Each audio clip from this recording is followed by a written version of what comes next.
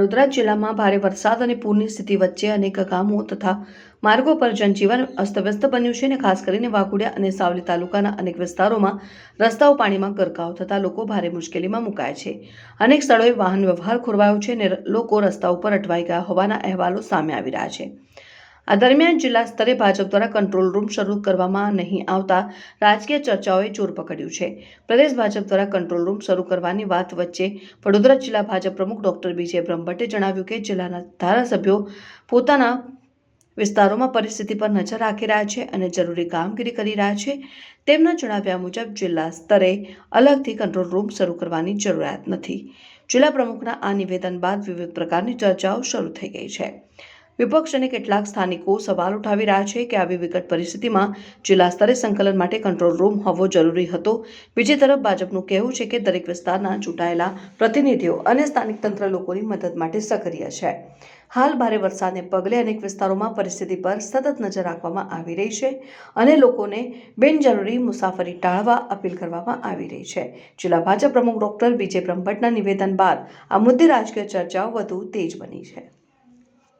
Sir, જિલ્લા સર્વત્ર પાર્ટીએ કીધું છે કે ભાઈ દરેક જગ્યાએ કંટ્રોલ રૂમ ઊભા કરવા વડોદરા મહાનગર જિલ્લાએ ઊભો કર્યો છે। અમે એ પ્રમાણે વ્યવસ્થા ઊભી કરેલી છે। અમે સેન્ટ્રલ લેવલે અમારે વડોદરામાં શહેરમાં કામ નથી કરવાનું, અમારે જિલ્લા લેવલે કામ કરવાનું હોવાથી 5 વિધાનસભામાં અમારા ધારાસભ્યો અને સંગઠનની ટીમના નંબરો આપીને અમે એ પ્રમાણેની વ્યવસ્થા ગોઠવેલી છે। વાઘોડિયાની સ્થિતિ જે છે એ કેટલી ગંભીર માનો છો? કારણ કે ઘણા લોકો ત્યાં આગળ અટવાઈ ગયા છે। અત્યારે સ્થિતિ એવી છે કે લોકોને અંદર જવું હોય તો પણ તકલીફ પડે છે, ખાસ હોસ્પિટલોમાં જવું હોય, એડમિશનો માટે લોકો બહારગામથી આવ્યા છે, લોકો પણ રોડ પર અટવાઈ ગયા છે। કોઈ જાતનું ગાઈડલાઇન નથી મળી રહ્યું, ત્યાંથી બી કોઈ માર્ગદર્શન નહીં કે વાઘોડિયાથી બી નહીં, તો એવા લોકો માટે શું વ્યવસ્થા?